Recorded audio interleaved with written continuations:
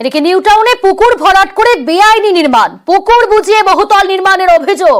পাথরঘাটা পঞ্চায়েতের চক পাচুরিয়ার ঘটনা। প্রমোটার কিভাবে জলাভূমিতে বিল্ডিং প্ল্যান পেল, উঠছে প্রশ্ন।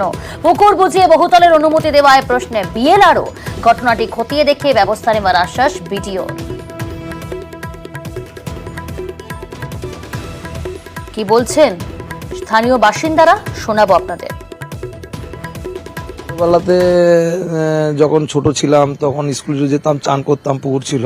আর এটা 263, আমরা ছোটবেলা থেকেই পুকুর দেখেছি। এটা আমাদেরই ছিল। এটা ধরো, এটা আমাদের নিজেদের পুকুর ছিল। এই পাশে গোপালের পুকুর ছিল। এই সেকেন্ড ফেজ যেটা হচ্ছে, এটা 50 শতক মতো পুকুর ছিল। এটা 5-7 বিঘা মতো আছে, না পুরোটাই নয়, মোটামুটি আপনি 75% ধরতে পারেন। স্টার্টিংটাই পুকুর। ভরাট করেছিল যেহেতু মানিকাসাটা আছে ওদের, ওখান থেকে ওরা কাটিং করার পরে ওরা রাতারাতি করেছে। কোনো গোটা ঘটনায় কি প্রতিক্রিয়া দিল বিডিও, শোনাবো আপনাদের।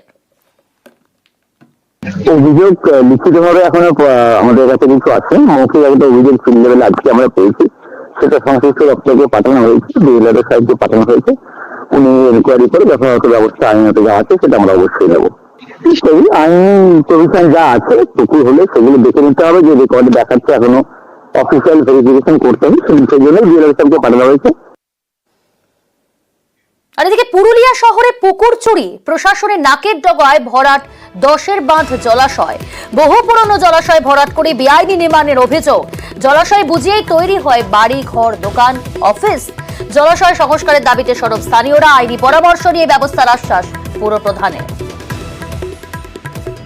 প্রায় বুঝে গেছে। এই বিষয়ে আমরা আইনি পরামর্শ নেব।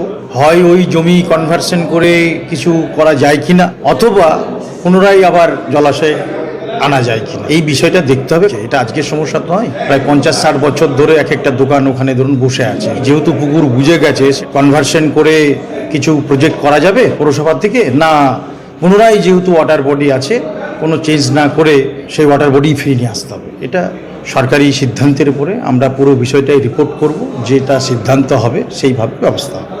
এইখানে পেছনে একটা পুকুর ছিল, সেই পুকুরের নাম ছিল দশর বাঁধ। সেটা তো এখন ঢেপে গেছে, তার জন্য এই মোড়ের নাম হয়েছে দশর বাঁধ মোড়। এখন বাঁধটা নেই, ঢাপিয়ে গেছে, নাম শুধু রয়েছে।